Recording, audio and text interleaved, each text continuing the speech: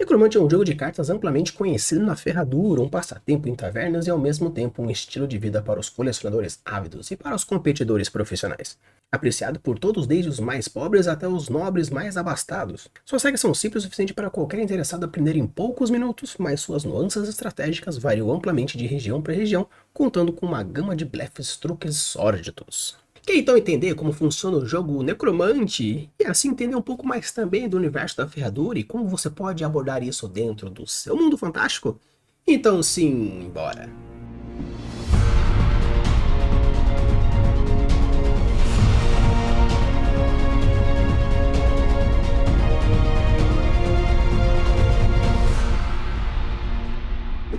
Alô, Uribis, tudo bem? Aqui é Fael Campos e hoje nós estamos trazendo um vídeo sobre RPG. Mais especificamente, quero falar um pouco sobre o Necromante, um jogo que apareceu lá no Jogando RPG do Game Chinchilla. Vou deixar aqui o link para vocês verem o canal deles. Obrigatoriamente, tem que assistir. Mas hoje vou falar uma coisa um tanto interessante. Não apenas abordar um pouco de como funciona a estratégia do jogo, como simplesmente uma review do jogo, mas sim falar um pouco sobre algumas nuances interessantes sobre game design, ambientação, interpretação e, obviamente, cativar os seus jogadores para deixar uma mesa muito mais legal, muito mais imersiva e, obviamente, ficar lembrando eternamente sobre aquilo que a galera jogou e presenciou. Então, pessoal, o mais importante, né? Por que eu decidi falar um pouco sobre card game? Porque, se vocês não sabem, eu sou bastante viciado. Tem aqui, eu jogo Pokémon, aqui no meu deck de União Alada. Eu jogo de Paclasa no deck de Commander, de Magic, um pouquinho sobre aqui um deck de Dinossauro. E também no formato Gold de Yu-Gi-Oh! Eu jogo aqui com um deck de Burn Controle. Então, eu gosto muito de card games. Tanto que eu estou aqui com a minha versão física do nosso joguinho aqui do Necromante. Mas vou falar um pouquinho sobre as regras, eu acho que é o mais importante para a gente começar a entender como funciona isso e, obviamente, depois extrapolar para o seu mundo fantástico. Basicamente, o jogo se compõe em 10 cartas. Nós temos caveiras número 1, caveiras número 2, caveiras número 3 e caveiras número 5. As caveiras número 1, você tem em torno aí de, especificamente, 4 caveiras de nível 1, você tem 3 caveiras de nível 2, você tem 2 caveiras nível 3 e uma caveira nível 5. Vocês podem ver aí na tela que eu vou colocando as cartinhas para vocês irem vendo. E basicamente, todo deck inicial você tem isso. Você vai lá, embaralha o seu deck bonitinho, você coloca até aqui, embaralha o seu deck bonitinho e compra 4 cartas. Comprando essas 4 cartas, você vai ver elas e você vai decidir se você vai muligar ou não. Muligar basicamente é você pegar as cartinhas que você não quer, pode ser todas ou pode ser alguma mais específica, e recompra a quantidade que você tem, ficando aí com 4 cartas totais. O seu objetivo é ganhar 2 rodadas das 3, onde você não compra mais carta nenhuma, a não ser que você tenha alguma carta na sua mão que faça esse movimento de compra. No jogo de RPG, basicamente começa quem tem, né, quem morreu primeiro, né? O Necromante, eu falo um pouco sobre mortos-vivos, então já começa aí um pouco de world building. Já fala um pouco da questão das regras associado ao sistema mágico e também ao fator do continente, da cidade, daquilo que for, porque o mais legal é que você pode ter diversos tipos de cartas, diversos tipos de coisas diferentes. Já no caso ninguém tenha morrido, normalmente é o mais velho que começa, porque ele está mais próximo da morte.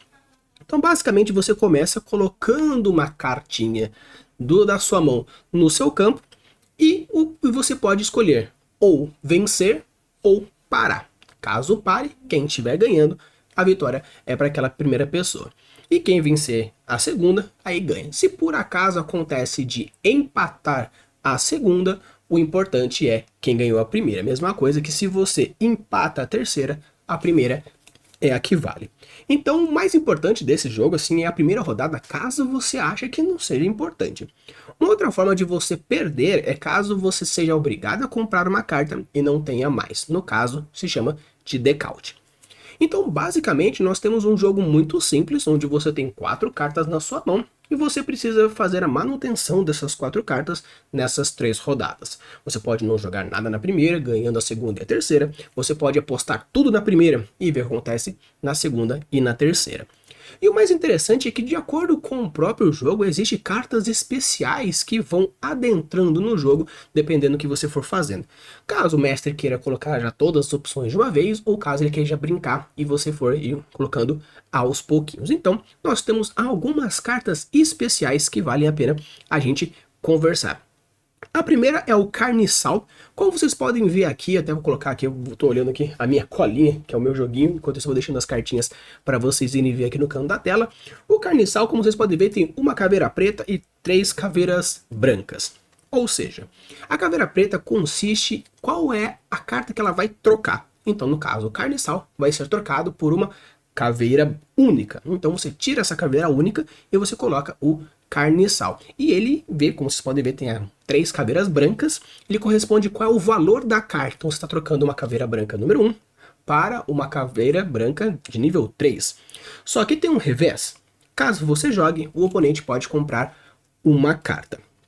Seguindo aí, nós temos o Zumbi. Como vocês podem ver, o Zumbi tem 2 caveiras pretas, uma caveira branca com um X. Basicamente, você vai trocar esse Zumbi por uma carta de custo 2 e vai trocar por ele vai valer 1, porém tem uma habilidade especial. O próximo Zumbi, ele vale basicamente nessa rodada o dobro de caveiras considerando o anterior. Então se você coloca um Zumbi, o próximo vale 2. Se tiver 2 zumbis já jogados, o próximo vai valer 4. E isso vale tanto do oponente quanto o seu. Então se os dois quiserem ser agressivos e ficar jogando zumbis, quem tiver mais zumbis vai ganhar. Caso não, apenas vale uma troca de 2 por uma carta de 1. E o que é interessante também, que vocês podem seguir, nós temos a Banshee. A Banshee é interessante que vocês podem ver, são 3 caveiras pretas, ou seja, você vai trocar a Banshee por uma carta de nível 3, mas ela tem um X e uma caveira branca, porque o que é interessante, ela copia o valor de uma carta mais 1. Então se por acaso o oponente joga uma carta 5, você joga uma Banshee em cima, ele então vai valer 6, porque nós temos o 5 que valia mais 1. E o legal é que a Banshee ela pode ser jogada a qualquer momento, e no caso ela copia qualquer carta jogada. Então se por acaso alguém jogou uma carta 5 na primeira rodada, quando você estiver na terceira rodada, não tem problema, você pode copiar aquela mesma carta. E o interessante é que se você joga uma Banshee e alguém joga uma Banshee em cima, então o cara joga uma carta 5, você joga uma Banshee em 5, vai 6. A pessoa joga a Banshee em cima e no caso, então, a Banshee vale 7, porque copiou o 6 total da anterior. E o interessante, nós temos também a carta que é famosa, que dá um nome para o jogo, que é o Necromante. Vocês podem ver que ele tem 3 caveiras pretas e uma caveira branca. Ou seja, vai trocar o valor 3 e vai ficar com o valor número 1. Porém, ele tem uma habilidade muito especial, que você descarta essa carta da sua mão e mais uma outra quantidade que você quiser, e você compra aquela mesma quantidade mais um. Então você baixa o Necromante, e caso você não queira descartar nada, você apenas compra uma carta. Caso você jogue o Necromante e por acaso você tem uma carta fraca ou ruim que você queira trocar, você descarta ela e você vai comprar 2 novas cartas. Cuidado, porque decaute é uma coisa que acontece. E nós temos agora as últimas 3 cartas que vão ser trocadas por valor 5, já tem um valor altíssimo.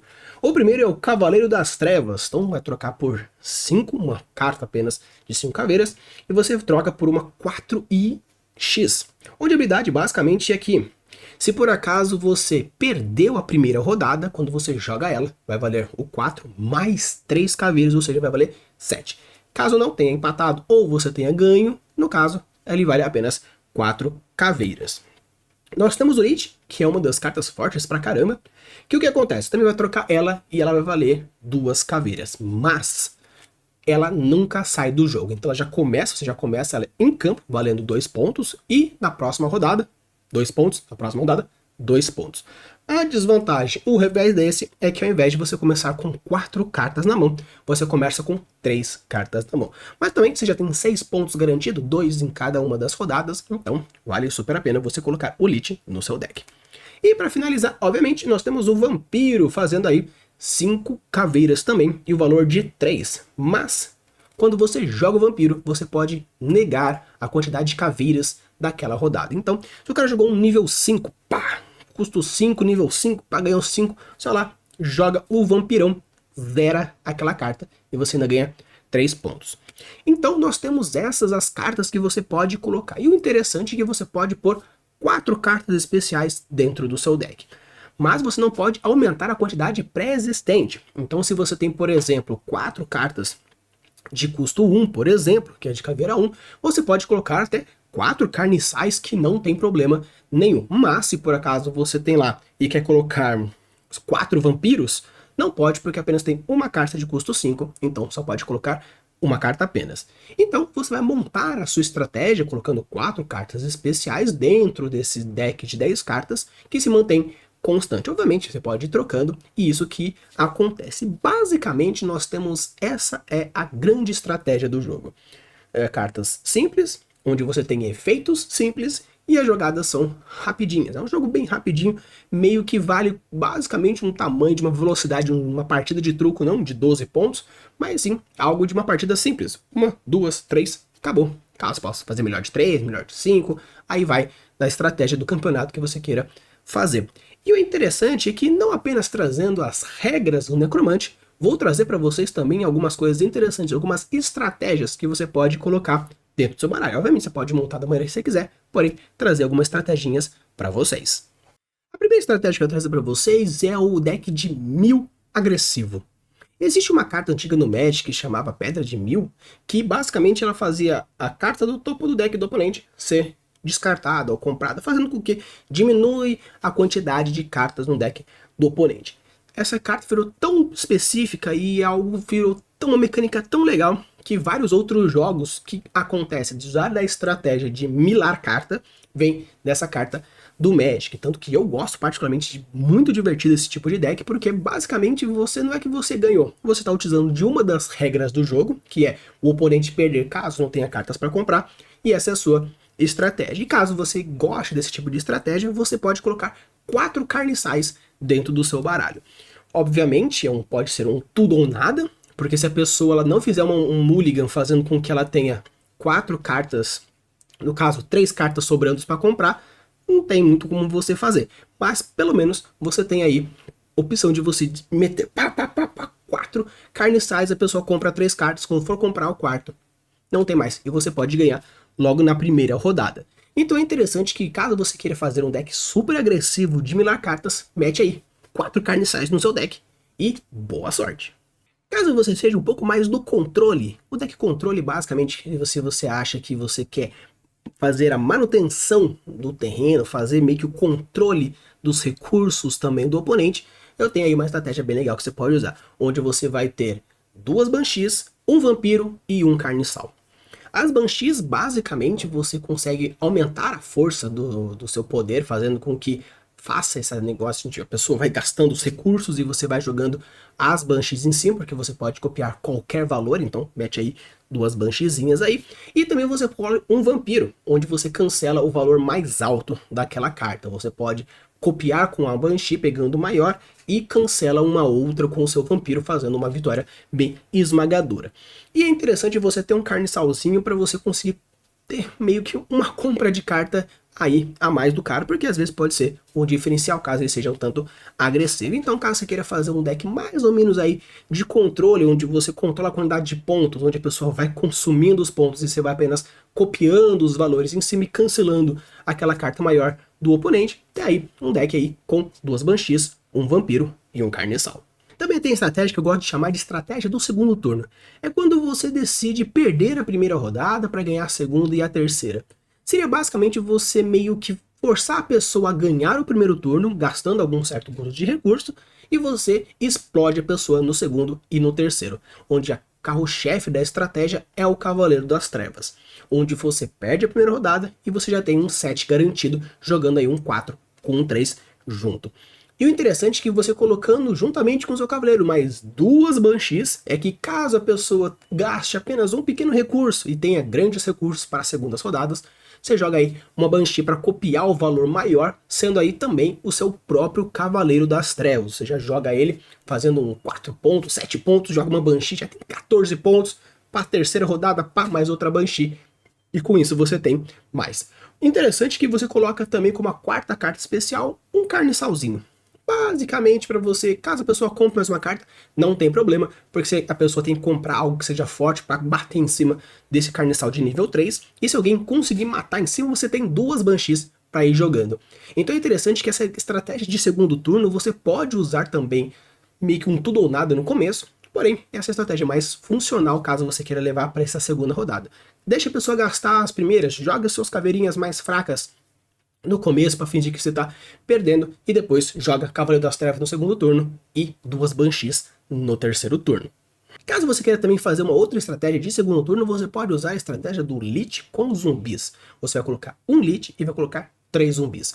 Como os zumbis eles multiplicam os valores de zumbis jogados, você pode deixar sempre o Lich em campo, fazendo com que ele se mantenha os 2 pontinhos aí. E você, como o zumbi ele é um custo baixo e ele vai se multiplicando, você pode gastar tudo isso, deixa no primeiro turno a pessoa ir gastando, meio que só para vencer do seu Lich. E você vai colocando os seus zumbis, mais 1, mais 2, e na terceira rodada, pá, mais 3, garantido aí, uns 6 pontos bem forte. Não apenas 6 pontos, porque tem mais no Lich, e com isso é algo bem interessante. Então se você gosta de uma estratégia um pouco mais agressiva, você pode seguir usando essa estratégia também do segundo turno, deixando a pessoa gastar os recursos no primeiro, em cima do seu Lich que vai se mantendo, e aí mais 3 zumbizinhos e pá, pá, pá, com isso você vai multiplicando. O cuidado dos zumbis é que caso você não consiga ganhar essas cartas especiais, não tem tanto problema, porque você pode ir colocando outras juntos. Você ainda tem custos 3, custos aí perdidos. Então, existe algumas estratégias para você ir seguindo. Então, pessoal, essa aqui foi um pouco das estratégias para vocês, e o que é interessante agora, a gente fala um pouquinho mais sobre o world building propriamente dito. O que é bem interessante desse jogo não é simplesmente as regras, porque se for imaginar o game designer, ele é bem gostosinho, é um joguinho assim bem simples, 10 cartas, 4 cartas especiais e bora nessa. O interessante é que você percebe que os padrões básicos de menores cartas com potência, mais cartas com potência, mantendo aí 4 cartas 1, 3 cartas 2, 2 cartas 3 e uma carta 5, você percebe que tem essa meio que essa curva de equilíbrio mantendo assim. E é interessante que quando você pega as cartas especiais, se ela tem um custo baixo e um valor alto, existe revés. E se por acaso ela tem custos altos e baixo de poder, ele possui habilidades um pouco mais quebradas, tentando fazer meio que um equilíbrio entre as cartas, mantendo sempre assim essa troca. Mas o mais legal também, quando a gente fala sobre ambientação, é que vamos ser honestos pra caramba. Cartas físicas, ter as cartas na mão, você vê o negocinho, é um negócio muito legal, porque você pega a carta, você pega na mão, você tem elas, você põe, é algo assim que é você jogando. Claro que como a gente fala sobre ambientação, algumas pessoas mais tímidas ou não, pode ser que existe. Ah, o meu personagem é inteligente, o meu personagem é estratégico, eu não me garanto, então eu não sei se poderia entrar no personagem. Só que o interessante é você experimentar, é você jogar, é você se divertir, porque com certeza vai valer super a pena na hora de jogar, principalmente quando você tem tudo isso, porque tendo as cartas na mão é algo assim surreal, ainda mais se a pessoa é sinestésica, onde ela pega, ela vê, ela faz e olha que negócio incrível. Então, mestre, dê essa possibilidade. E o que é o quesito legal de world building?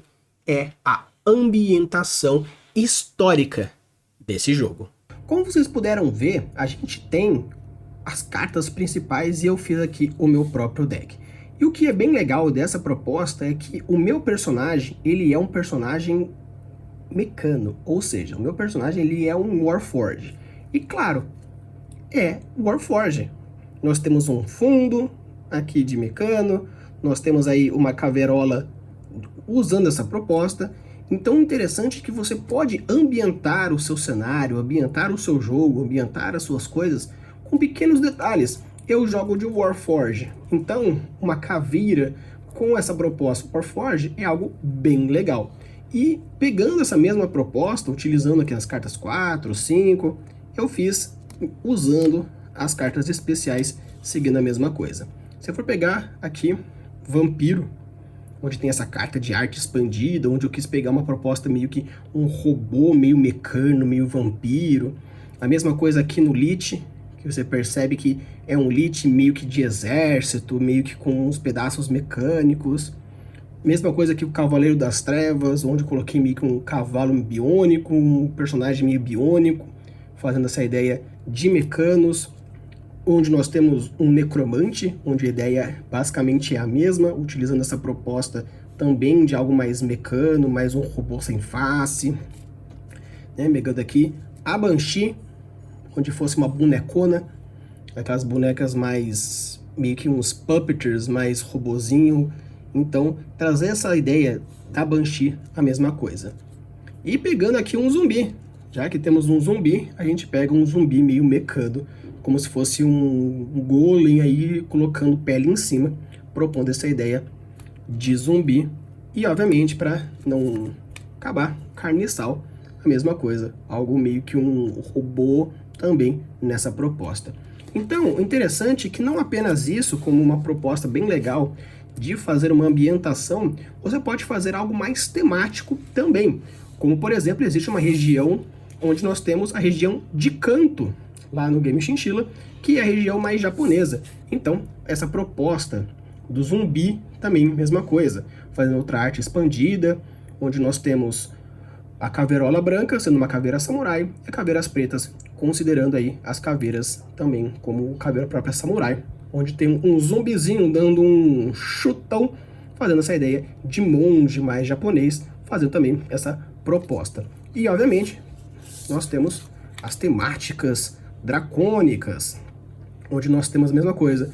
E legal, coloquei aqui no fundinho o cenário do Game Chinchilla, coloquei um dragão dourado, para a galera que manja dos dragões de Paretin, você vai entender o porquê raios é um dragão dourado, junto com o Azimar também de cabelo branco, faz todo sentido aí. Quem não sabe, vá atrás dos fragmentos da ferradura, que com certeza você vai entender.